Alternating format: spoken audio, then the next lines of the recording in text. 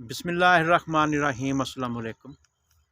तो मेरे काश्तकार भराओ, जिस काश्तकार दे कोल सिर्फ 1 एकड़ ज़मीन है ना, ते दी बैंक ऑफ पंजाब दी पालिसी दे मुताबक उन्होंने ने जिहड़ी नवीं पालिसी कड्ढी है ना, 10 ਲੱਖ रुपए ਉਹ ਫਾਰਮਰ ਨੂੰ ਉਹਨਾਂ ਦੀ ਮਾਲੀ ਮਾਵਨਤ ਕਰਨਗੇ। ਤੇ 2 ਤੁਹਾਨੂੰ ਤਸਦੀਕਨਿੰਦਾ ਚਾਹੀਦੇ ਆ, 3 ਤਸਵੀਰਾਂ ਤੇ ਜ਼ਮੀਨ ਦੀ ਫਰਦ, ਤੇ ਸਿਰਫ ਓਨਲੀ ਇੰਟਰਸਟ ਜਿਹੜਾ ਨਾ ਉਹ ਸਿਰਫ 5% ਆ।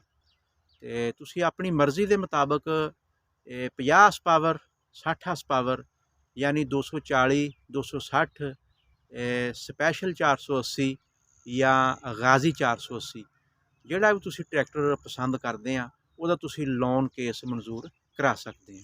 ਇੱਕ ਵਾਰੀ ਦੁਬਾਰਾ ਮੈਂ ਫਿਰ ਰਿਪੀਟ ਕਰ ਦਿੰਦਾ ਵਾ ਕਿ ਓਨਲੀ ਸਿਰਫ 5% ਇੰਟਰਸਟ ਆ। ਦੀ ਬੈਂਕ ਆਫ ਪੰਜਾਬ 10 ਲੱਖ ਰੁਪਏ ਉਹ ਬੈਂਕ ਕੋਲੋਂ ਅਦਾ ਕਰੇਗਾ। ਰਿਕੁਆਇਰਮੈਂਟ ਇਹ ਆ ਕਿ 1 ਕਿੱਲਾ ਜ਼ਮੀਨ ਆ, 2 ਤਸਦੀਕਨਿੰਦਾ ਤੇ 3 ਤੁਹਾਡੇ ਕੋਲ ਪਾਸਪੋਰਟ ਸਾਈਜ਼ ਜਿਹੜੀਆਂ ਤਸਵੀਰਾਂ ਹੋਣੀਆਂ ਚਾਹੀਦੀਆਂ ਵਾ, ਤੇ ਜ਼ਰੀ ਪਾਸਬੁੱਕ ਤੇ ਜ਼ਮੀਨ ਦੀ ਫਰਦ।